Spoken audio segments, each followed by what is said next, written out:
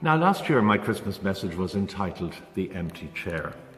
I was reflecting on how in our house there would be an absentee from the family table for the first time since our children were born. It seemed rather like the end of an era then. This year, however, our daughter will be coming home again, so there will be no more empty chairs.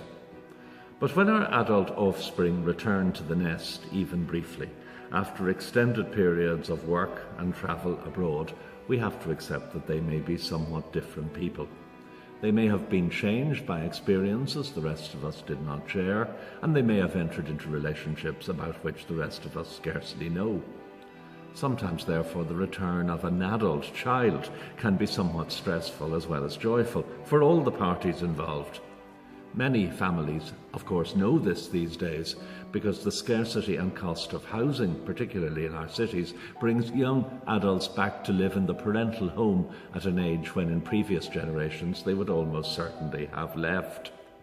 It can be a test of our hospitality and our empathy when our adult children return to those empty chairs, sometimes bringing with them strange ideas that challenge our comfortable assumptions.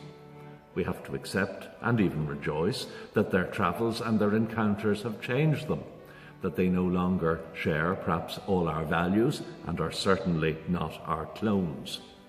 And we have to accept that the return of the wanderers can for them involve a certain measure of trepidation and even courage as they wonder what we're going to make of them.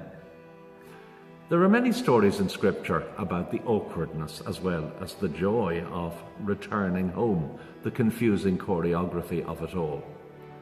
At this time of the year, however, I always find myself thinking, admittedly imaginatively, about what it was like for the wise men to go back to where they had come from.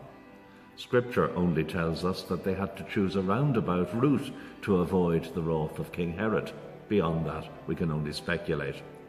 Certainly they faced a long and tiring journey back to a cultural context which, although once very familiar, would now have no shared sense of the transforming encounter which they had experienced.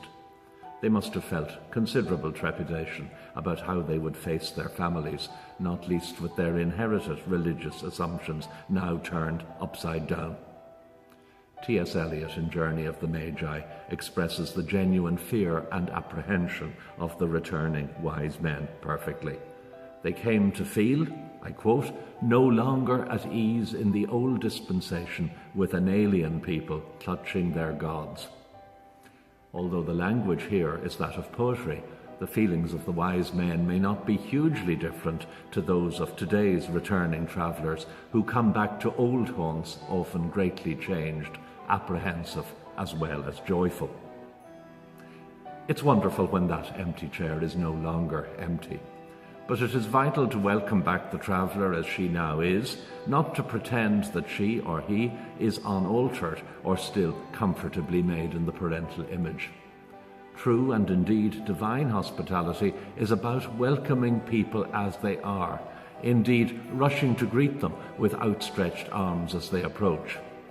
Those who travel back into their own past to take again their old places at Christmas tables may come among us like the risen Christ himself at Emmaus, as apparent strangers who are simultaneously our best beloved.